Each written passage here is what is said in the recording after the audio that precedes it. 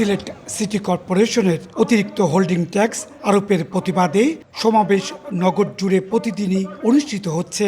এই দাবিতে বৃহস্পতিবার সিলেটের কেন্দ্রীয় শহীদ মিনারের সামনে মানববন্ধন ও প্রতিবাদ সমাবেশ করেছেন নগরবাসী। সমাবেশে সিসিকে লাগামহীন ও অযৌক্তিক ট্যাক্স বাড়ানোর নিন্দা জানান নগরের বিশিষ্টজনেরা। এমন সিদ্ধান্ত থেকে সিসি কর্তৃপক্ষকে সরিয়ে আসার আহ্বান জানান তারা।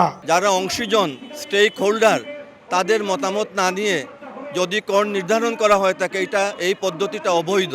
যে কর আরোপ করা হয়েছে একতরফা, একে আমরা নাগরিক বৃন্দের পক্ষ থেকে প্রত্যাখ্যান করছি। করের কোনো নীতিও এটা না, কর সবসময় সহনশীল হতে হয়, করের আইনেও তাই আছে।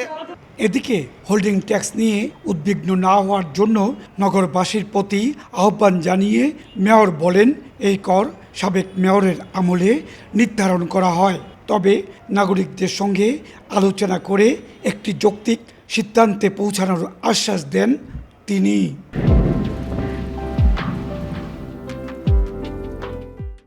এটা কমানোর সুযোগ আছে এবং কেউ যদি যৌক্তিক কোনো দাবি তুলেন, আমি জনগণের কোনো ক্ষতি হতে দিব না।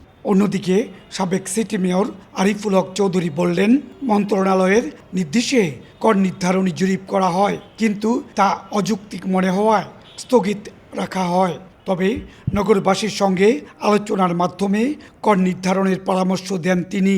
যেসব স্টেক হোল্ডারের সঙ্গে আমরা আলোচনা করেছি, কেন তারা এটা আপত্তি করলেন সেটা তো নতুন পরিষদ জানাও অধিকার রয়েছে, নিয়ে বিবেচনা করে তারপরে সাবমিট করা উচিত।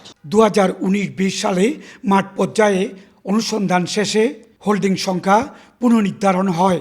এতে পুরনো 27টি ওয়ার্ডে হোল্ডিং নির্ধারণ হয় 75,430টি। এসবের হোল্ডিং ট্যাক্স আদায়ে লক্ষ্যমাত্রা নির্ধারণ করা হয় 113 কোটি টাকারও বেশি।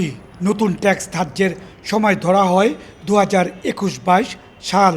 সেই কর আরোপের তালিকাই 30 এপ্রিল প্রকাশ করা হয়েছে। ইকরামুল কবির, সময় সংবাদ, সিলেট।